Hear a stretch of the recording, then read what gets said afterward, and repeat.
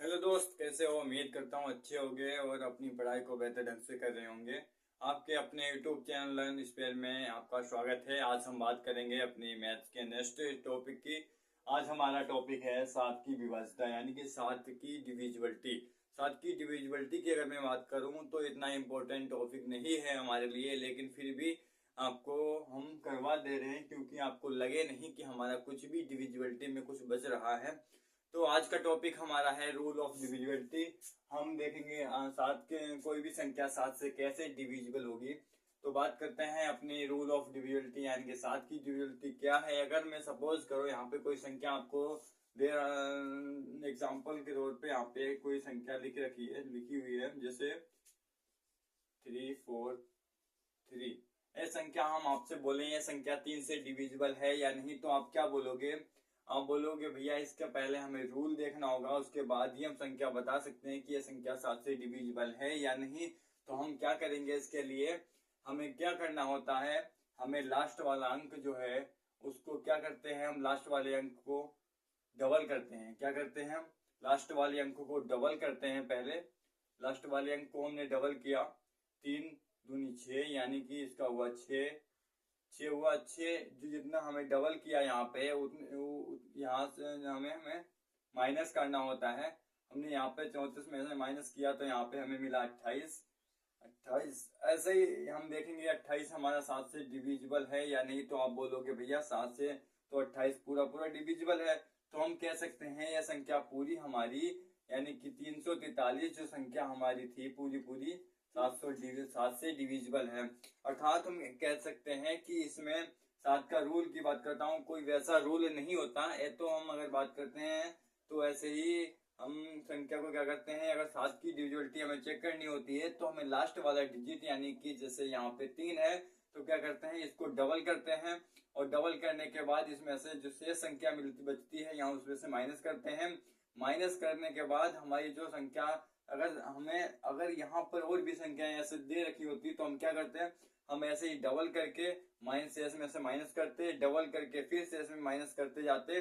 और लास्ट में हम देखते कि अगर संख्या सात से डिविजिबल है तो वो संख्या पूरी पूरी सात से डिविजिबल होगी। अगर वो संख्या सात से लास्ट वाला अंक सात से डिविजिबल नहीं होगा माइनस करने के बाद, तो वो संख्या हमारी पूरी पूरी सात से डिविजिबल नहीं होगी। आई होप कि आपको यह नियम रूल आपको समझ में आया होगा। क्लियर करने के लिए हम दूसरा एग्जांपल यहाँ पर आपको देते हैं। तो जैसे यहाँ पे हमने लिख रखा है 2401। तो इसमें हम आपसे बोलते हैं कि सात से ये संख्या डिविजिबल है या नहीं। तो आप क्या बोलोगे? आप बोलोगे भैया पहले अभी आपने बोला कि लास्ट वाला डिजिट, यानी कि लास्ट वाला जो अंक हमारा होता है, तो क्या करते हैं उसमें लास्ट वाले अंक को डबल करते हैं। लास्ट वाले अंक को हमने डबल किया और हमने देखा डबल करके यहाँ पे माइनस करते हैं, जो हमारा शेष बचता है उसमें से माइनस करते हैं। हमने क्या किया, इसमें से माइनस करेंगे तो एक यहाँ से हासिल लेंगे, यहाँ पे हो जाएगा 10, 10 में से 2 जाएंगे तो बचेगा 8। और यहाँ पे कितना बचा, 3 बचा, 3। और यहाँ पे कितना बचा, 2।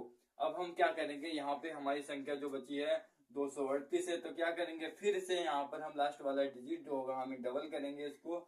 और डबल करने के बाद हमें मिलेगा यहाँ पर 16। और 16 को हम फिर से शेष में से माइनस करेंगे। माइनस करने के बाद हमारी जो संख्या हमें मिलेगी 7। 7 हमारा पूरा पूरा सात से डिविजिबल है। तो हम कह सकते हैं ये पूरी संख्या, यानी कि 2401 संख्या जो हमारी है वो सात से डिविजिबल है। अर्थात बहुत अच्छे से आपको समझ में आया होगा कि सात की डिविजिबिलिटी हम कैसे चेक करेंगे। क्लियर करने के लिए आपको एक एग्जांपल और दे देते हैं। यहाँ पे हमने जैसे क्वेश्चन की बात करता हूँ, तो यहाँ पे हमने क्वेश्चन आपको दिया 49, 14 और 28। यह संख्या सात से डिविजिबल है या नहीं। तो आप क्या बोलोगे? आप बोलोगे भैया पहले हम इसको क्या करेंगे, लास्ट वाला डिजिट को हम डबल करेंगे। क्या करना है आपको, लास्ट वाले डिजिट को डबल करना है। लास्ट वाले अंक को हम डबल करेंगे तो यहाँ पे आया 16। 16 इसमें से माइनस करेंगे तो यहाँ पे हमें मिलेगा, एक हासिल लिया यहाँ पे हमने, यहाँ पे हो गया 12। 12 में से 6 जाएंगे तो बचेगा 6। उसके बाद यहाँ पे बचा 3। 3 की बात करेंगे नीचे आएगा 2। उसके बाद यहाँ पे बचा 1। 1 के बाद बचेगा 9। 9 के बाद बचेगा 4। उसके बाद हम क्या करेंगे, फिर से लास्ट वाले डिजिट को हम क्या करेंगे, डबल करेंगे। इसको हमने क्या किया, फिर से डबल किया। डबल करने के बाद यहाँ पे हमें मिला 12। 12 में से अगर हम 12 में माइनस करेंगे शेष बचने के बाद हम क्या करते हैं, यहाँ पे माइनस करते हैं, और माइनस में क्या करेंगे, यहाँ पे 0 हो जाएगा, यहाँ भी 0 हो जाएगा, यहाँ पे हो जाएगा 9, यहाँ पे हो जाएगा 4। क्या 49 हमारा लास्ट वाले अंक देखेंगे, 49 हमारा 7 से डिविजिबल है या नहीं? तो आप बोलोगे भैया 49 तो हमारा पूरा पूरा 7 से डिविजिबल है। तो हम कह सकते हैं ये जो हमारी ये संख्या है वो पूरी पूरी 7 से डिविजिबल है। आई होप कि आपको 7 का रूल अब समझ में बहुत अच्छे से आया होगा। तो हमें क्या करना है कि हमें कोई भी संख्या दी होगी और हमसे अगर पूछ रहा होगा कि हमें 7 से डिविजिबल है या नहीं, तो हमें क्या करना है, हमें देखना है कि लास्ट वाले डिजिट को हम डबल करना है और शेष जो हमें मिलेगा उसमें से माइनस करना है। और उसके बाद भी हमें फिर क्या करना है, फिर से यही क्रम करते आगे तक करते रहना है। जहां भी हमारी संख्या लास्ट में 7 से डिविजिबल होगी तो वो संख्या हमारी पूरी पूरी 7 से डिविजिबल हो रही होगी। अगर वो संख्या हमारी 7 से डिविजिबल नहीं है, यानी कि लास्ट वाले अंक जो हमारा शेष बचेगा वो अगर हमारा 7 से डिविजिबल नहीं है, तो वो संख्या हमारी पूरी पूरी 7 से डिविजिबल नहीं होगी। आई होप कि आपको 7 का रूल बहुत अच्छे से समझ में आया होगा। हमारा नेक्स्ट टॉपिक होगा मिश्रित विभाज्यता, यानी कि कंपाउंड डिविजिबिलिटी क्या है। तो हमने कौन कौन सी डिविजिबिलिटी हमने पढ़ी, हम अगर बात करते हैं तो हमने फर्स्ट ग्रुप में हमने पढ़ा था 2 की डिविजिबिलिटी, फिर उसके बाद हमने देखा था 4 की डिविजिबिलिटी, अगर फिर उसके बाद में बात करता हूँ फिर हमने देखा था 8 की डिविजिबिलिटी, और फिर हमने देखा था 16 की डिविजिबिलिटी। और उसके बाद की बात करता हूँ तो हमने नेक्स्ट ग्रुप में हमने देखा था 3 की डिविजिबिलिटी, उसके बाद की बात करता हूँ फिर 9 की डिविजिबिलिटी। अगर मैं बात करता हूँ अगले ग्रुप की, तो हमने पढ़ा था एक तो 5 की डिविजिबिलिटी, एक पढ़ा था हमने 25 की डिविजिबिलिटी। अगर मैं उसके बाद बात करता हूँ फिर हमने पढ़ा था 7 की डिविजिबिलिटी, और उसके बाद पढ़ा था हमने 11 की डिविजिबिलिटी। तो हमने क्या किया, हमने इतनी डिविजिबिलिटी पढ़ चुके हैं। तो क्या हम एक बात आपसे पूछ सकते हैं कि कोई भी संख्या कितनी भी बड़ी संख्या हो, कि 0 से 9 तक की संख्याओं के से मिलकर ही कोई कितनी भी बड़ी संख्या हो मिलकर ही बनेगी?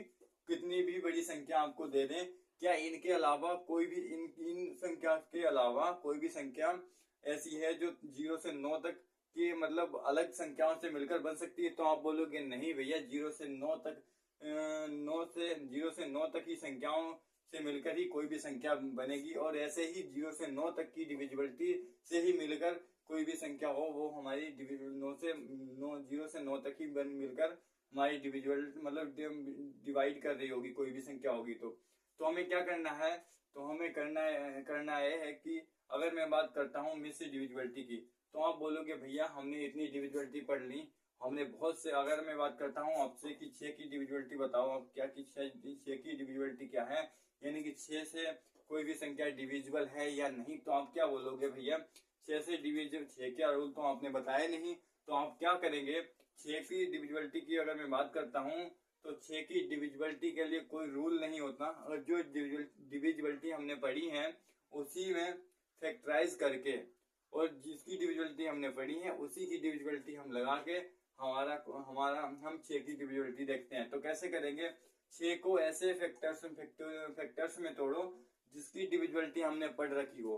तो आप बोलोगे भैया अगर मैं फैक्टर्स की बात करता हूँ तो 1 गुणे 6, ये भी तो हमारा फैक्टर होता है 6। बिल्कुल सही बात है कि हमने 1 की डिविजिबिलिटी पढ़ी है। तो आप बोलोगे भैया नहीं, 1 की डिविजिबिलिटी हमने नहीं पढ़ी है। तो आप क्या करोगे, इसके बाद हम कोई दूसरा फैक्टर्स लेते हैं, जैसे 6 की जो ऐसा फैक्टर लो जिसकी डिविजिबिलिटी हमने पढ़ी हो। 6 को ऐसे फैक्टर्स में विभाजित करो जिसकी हमने डिविजिबिलिटी पढ़ी होगी। तो आप बोलोगे भैया 2 और 3 को हमने फैक्टराइज किया, 6 को हमने फैक्टराइज किया तो हमारा मिला 2 और 3। तो आप बोलोगे भैया 2 की डिविजिबिलिटी हमने पढ़ी है और 3 की भी पढ़ी है। 2 की तो हमने पहली क्लास में पढ़ी थी और 3 की भी हमारी पहली क्लास में दूसरी क्लास में पढ़ी थी। तो हम क्या करेंगे, इसमें 2 की डिविजिबिलिटी बहुत अच्छे से पता है। लास्ट का अंतिम अंक हमें देखना होता है, अंतिम अंक देखना होता है 2 से डिविजिबल है तो वो संख्या हमारी डिविजिबल होगी। और 3 की अगर मैं बात करता हूँ तो 3 में क्या होता है, 3 में अंकों का योग 3 से डिविजिबल है तो वो संख्या भी हमारी 3 से डिविजिबल होगी। तो हम क्या करेंगे, अगर 6 की अगर बात करेगा तो हमें कोई रूल नहीं होता इसका। इसमें मिश्र होती है, मिश्र विविधताएं होती हैं। इसमें देखना होता है को 6 को ऐसे फैक्टर्स में तोड़ा जिनकी डिविजिबिलिटी हमने पढ़ रखी थी। आई होप कि ये बात आपने बहुत अच्छे से समझ में आई होगी। अगर मैं और डिविजिबिलिटी की अगर मैं बात करता हूँ, जैसे यहाँ पे हमने लिख रखा है 12 की डिविजिबिलिटी, तो मैं बात करता हूँ 12 की डिविजिबिलिटी क्या है। तो आप क्या बोलोगे भैया 12 की डिविजिबिलिटी, तो हमने कोई रूल तो नहीं पढ़ा अभी। अगर रूल तो नहीं पढ़ा तो क्या करेंगे, 12 को ऐसे फैक्टराइज करो जिनकी डिविजिबिलिटी हमने पहले से पढ़ रखी हो। तो हम क्या करोगे भैया, हम बोलेंगे भैया 3 और 4 में हम फैक्टराइज कर सकते हैं इसमें। तो 3 की डिविजिबिलिटी भी हमने पढ़ी है और 4 की डिविजिबिलिटी पढ़ी है। आपको क्या करना है, आपको बस ये करना है कि आपने को हमने जो डिविजिबिलिटीज बताई थी आपको पहली क्लास से, और हमारी आज चौथी क्लास है, तो जो जो जो डिविजिबिलिटी बताई थी आपकी डिविजिबिलिटी के रूल आपको फिंगर टिप्स पे होने चाहिए, जिससे कि आपको कोई दिक्कत ना हो। और आगे आगे हम बड़े बड़े क्वेश्चंस करेंगे विभाजन मिश्र की विभाज्यता में, मतलब बड़ी बड़े क्वेश्चंस करेंगे। तो हमारी जो डिविजिबिलिटी होंगी वो कंपाउंड डिविजिबिलिटी होंगी। तो हमें क्या करना है, हमें करना है पहले तो हमें जो डिविजिबिलिटी हमने आपको बताई थी तो वो आपको बहुत अच्छे से फिंगर टिप्स पे होनी चाहिए, जिससे कि आपको क्वेश्चन सोल्व करने में कोई दिक्कत नहीं होनी चाहिए। तो हम बात करेंगे 12 की। तो 12 को हमने क्या किया, हमने बोला भैया 12 को ऐसे फैक्टराइज करो जिनकी डिविजिबिलिटी हमने पहले से पढ़ रखी हो। तो आप बोलोगे भैया 3 और 4 की डिविजिबिलिटी हमने पढ़ रखी है, तो हम क्या इनको 12 को हमने कैसे फैक्टराइज कर लिया, 3 और 4 में जिनकी डिविजिबिलिटी हमने पहले से पढ़ रखी थी। 3 4 की डिविजिबिलिटी में क्या होता था, लास्ट के दो डिजिट होते हैं, यानी कि लास्ट के 2 अंक होते हैं, वो हमारे 4 से विभाजित होने चाहिए, यानी 4 से डिविजिबल होने चाहिए। और 3 की डिविजिबिलिटी तो आपको बहुत अच्छे से पता है, यानी कि अंकों का योग 3 से डिविजिबल होना चाहिए। अगर मैं ऐसे ही बात करता हूँ तो यहाँ पे मैं 24 कर सकता हूँ। तो 24 की अगर डिविजिबिलिटी की अगर मैं बात करता हूँ तो 24 की डिविजिबिलिटी क्या है, तो आप क्या बोलोगे भैया कि 24 को ऐसे फैक्टराइज करो जिनकी डिविजिबिलिटी आपने पहले से पढ़ रखी हो। तो आप क्या बोलोगे भैया, ऐसी 24 की ऐसे फैक्टराइज करो जिनकी डिविजिबिलिटी आपने पहले पढ़ रखी होगी। तो आप बोलोगे भैया 8 और 3 कर दो, 8 और 3 कर दो। 8 की भी डिविजिबिलिटी हमने पढ़ी और 3 की भी डिविजिबिलिटी पढ़ी है। 8 की डिविजिबिलिटी में क्या था, लास्ट के अंतिम के तीन डिजिट जो है 8 से डिविजिबल होने चाहिए थे। तो आप क्या बोलोगे भैया 8 की भी पढ़ी है और 3 की भी पढ़ी है। अगर मैं ऐसे ही अगर संख्या की और किसी और संख्या की अगर मैं बात करता हूँ तो और संख्या हमने यहाँ पे आपको लिख रखा है, जैसे 56। अगर मैं बात करता हूँ 56 की डिविजिबिलिटी आप बताओ, तो 56 की डिविजिबिलिटी आप क्या बोलोगे, 56 को ऐसे फैक्टराइज करो जिनकी डिविजिबिलिटी आपने पढ़ रखी हो। तो क्या बोलोगे आप, 56 को कैसे तोड़ सकते हैं, तो 56 को हमने किया 8 गुणे 7, क्या 8 गुणे 7। तो 8 की भी डिविजिबिलिटी हमने पढ़ी है और 7 की भी पढ़ी है। आई होप कि ये बात आपको बहुत अच्छे से समझ आ रही होगी।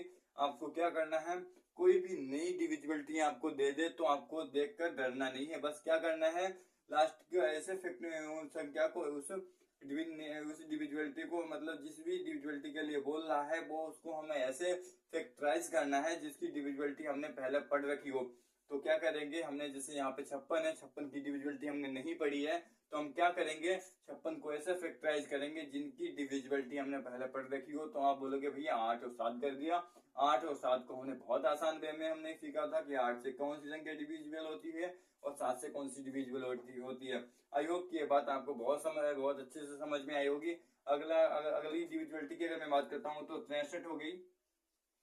63 हो गई, तो 63 में क्या करेंगे, इसमें 63 में हम करेंगे कि ऐसे 2 फैक्टराइज करने हैं जिनकी डिविजिबिलिटी कट रही हो। तो आप बोलोगे 9 और 7 कर दो भैया, 9 और 7 कर दो। 9 7 जो है हमारी जो है 9 7 जो है 9 7 63 होते हैं, और हमारी संख्या 9 से भी डिविजिबल, 9 की डिविजिबिलिटी हमने पढ़ी है और 7 की भी पढ़ी है।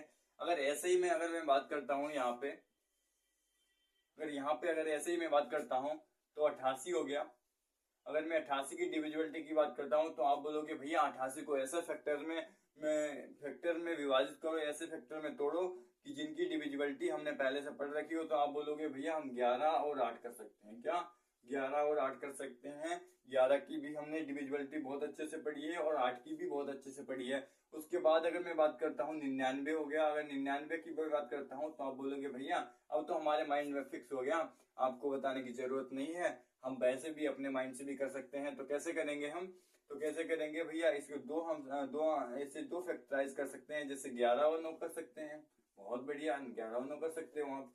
अब क्या नहीं कर सकते हो? उसके बाद अगर मैं बात करता हूँ 72 को ले लो, 72 कर सकते हैं। 72 की डिविजिबिलिटी आप बोलेंगे तो आप क्या बोलोगे कि भैया 72 को ऐसे फैक्टराइज करो जिनकी डिविजिबिलिटी हमने पहले पढ़ रखी हो। तो आप क्या बोलोगे, 8 गुणे 9 कर सकता हूँ भैया, 8 गुणे 9 कर सकता हूँ। बिल्कुल कर सकते हो भैया, क्यों नहीं कर सकते हो।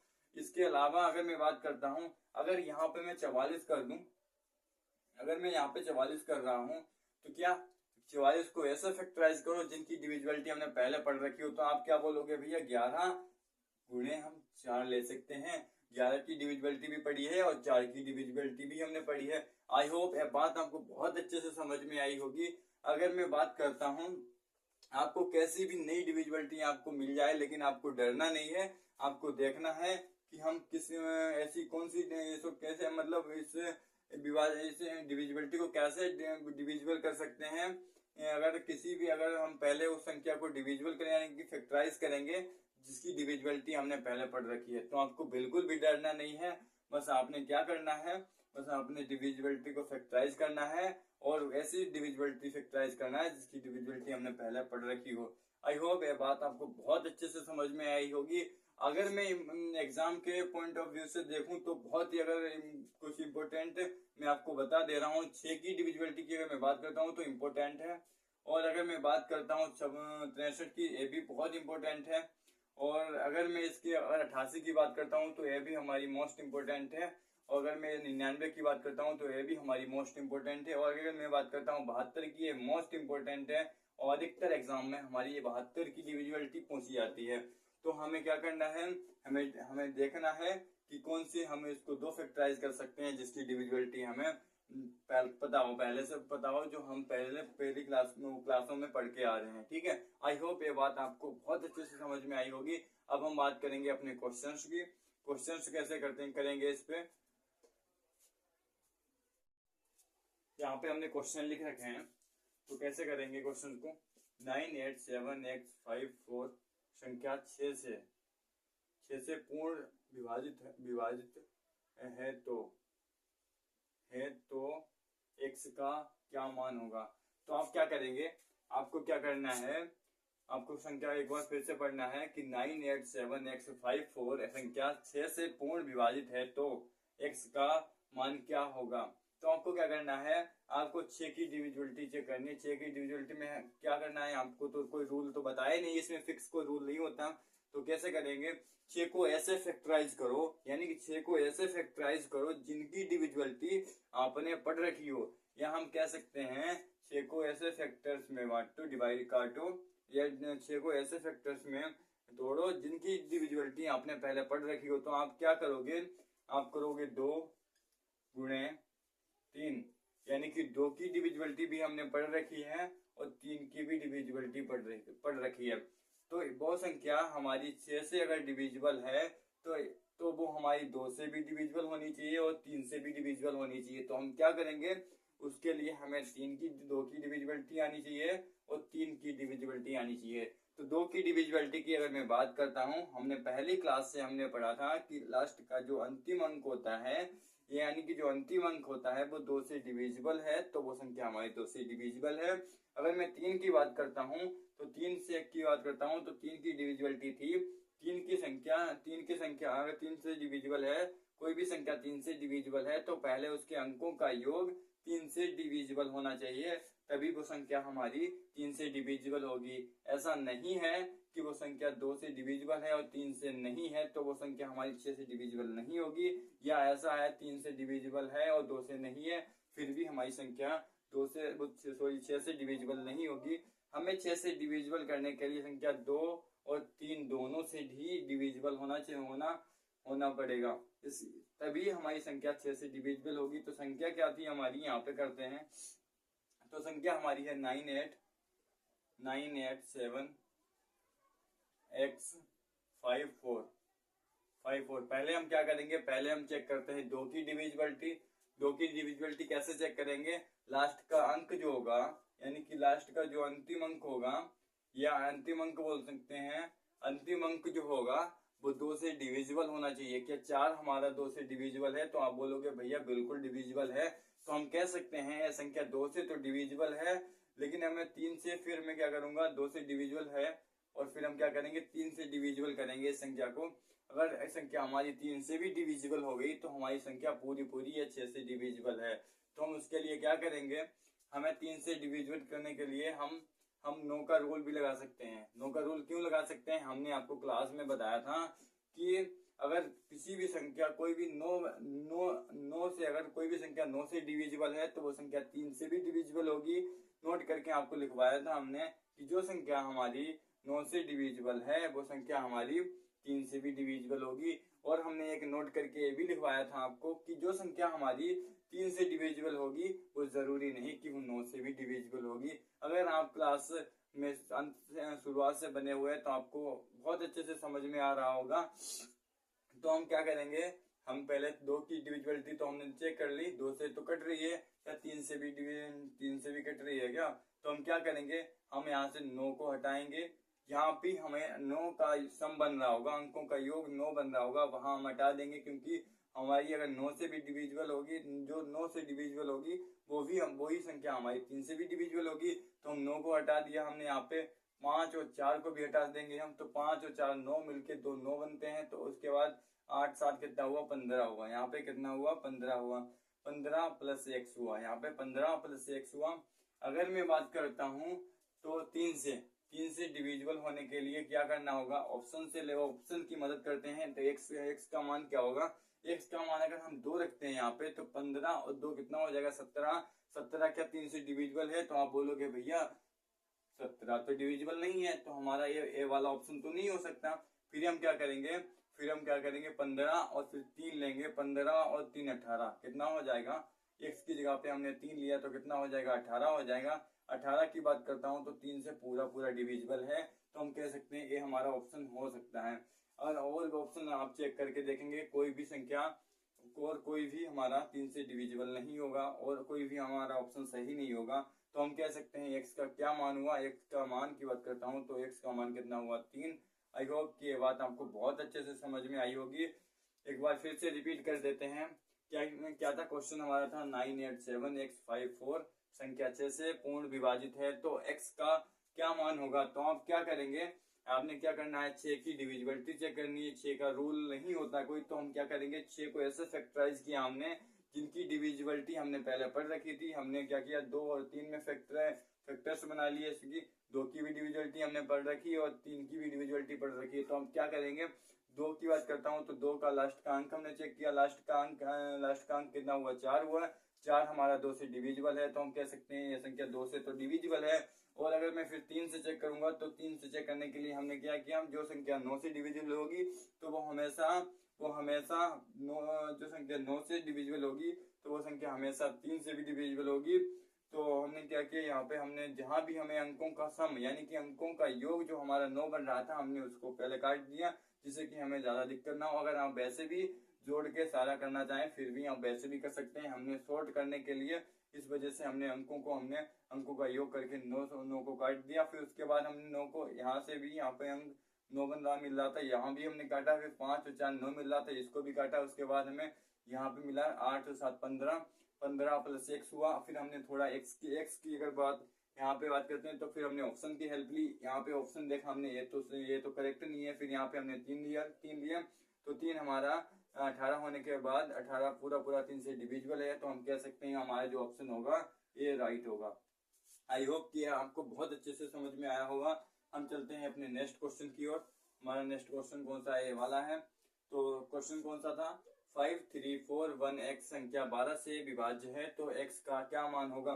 तो हम क्या करेंगे, 12 से डिविजिबल होने के लिए पहले हमें 12 का रूल पता होना चाहिए। तो 12 का रूल क्या था, 12 का कोई फिक्स रूल नहीं होता है। इसमें हम क्या करते हैं, मिस डिविजिबिलिटी लगाते हैं, यानी कि कंपाउंड डिविजिबिलिटी लगाते हैं। तो कैसे करेंगे, 12 की अगर मैं बात करता हूँ तो 12 को ऐसे फैक्टराइज करो जिनकी डिविजिबिलिटी आपने पहले पढ़ रखी हो।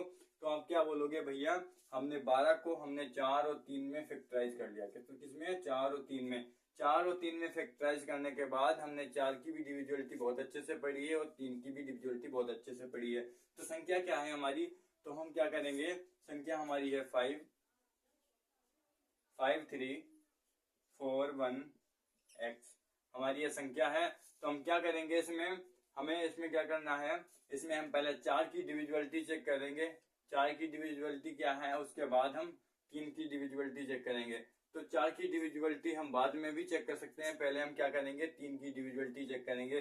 3 की डिविजिबिलिटी चेक करने के लिए क्या होता है, सॉरी हम पहले 4 की डिविजिबिलिटी चेक करेंगे, क्यों 4 की डिविजिबिलिटी हम पहले चेक करेंगे, उसके बाद हम 3 की डिविजिबिलिटी चेक करेंगे। तो 4 की डिविजिबिलिटी चेक करने के लिए हम क्या करेंगे, 4 की डिविजिबिलिटी में क्या था, हमने बहुत अच्छे से आपको फर्स्ट क्लास में समझाया बताया था कि 4 की डिविजिबिलिटी क्या होता है, लास्ट के 2 डिजिट जो होते हैं हमारे 4 से डिविजिबल होने चाहिए, तो वो संख्या हमारी पूरी पूरी 4 से डिविजिबल होगी। तो आप क्या करेंगे, यहाँ पे ऑप्शन की हेल्प लेंगे, 4 ये यहाँ पे है, उसके बाद हमने क्या किया, यहाँ पे पहला ऑप्शन लेते हैं 2, यहाँ पे हमने लिया 2 लेने के बाद हमने क्या किया, 4 से डिविजिबल करके देखा तो हमारी 4 3 12 यानी कि पूरा पूरा डिविजिबल हो रहा है।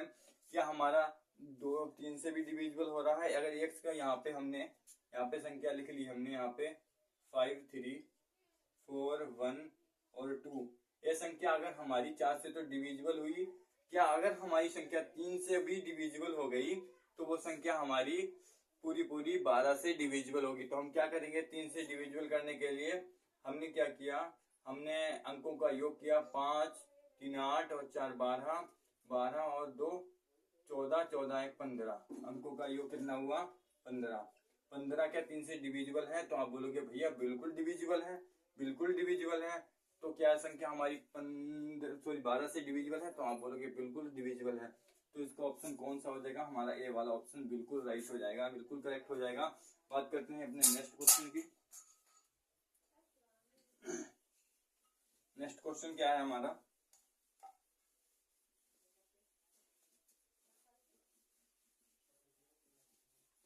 हमारा नेक्स्ट क्वेश्चन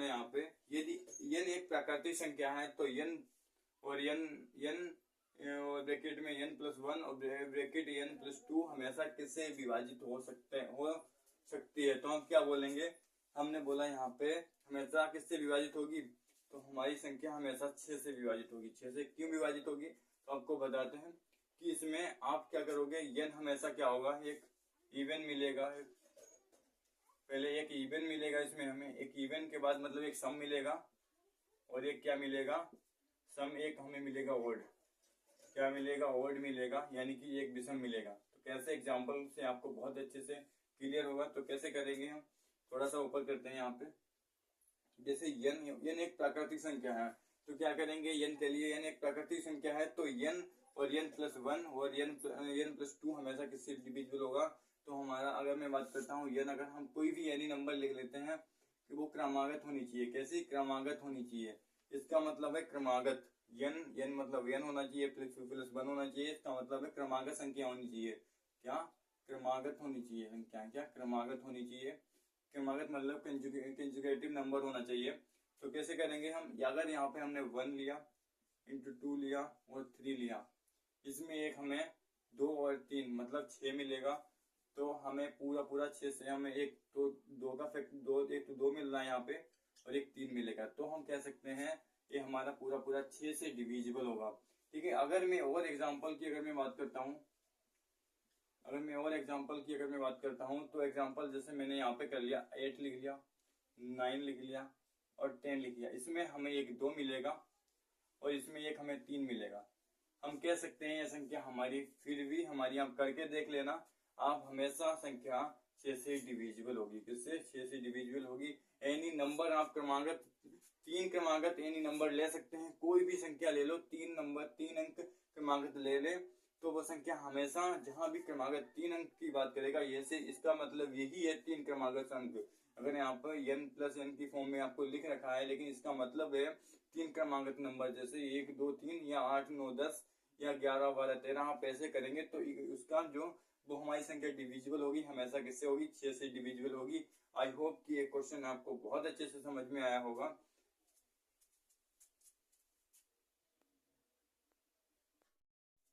आई होप कि ये क्वेश्चन आपको समझ में आया होगा। और आज की क्लास यहीं तक।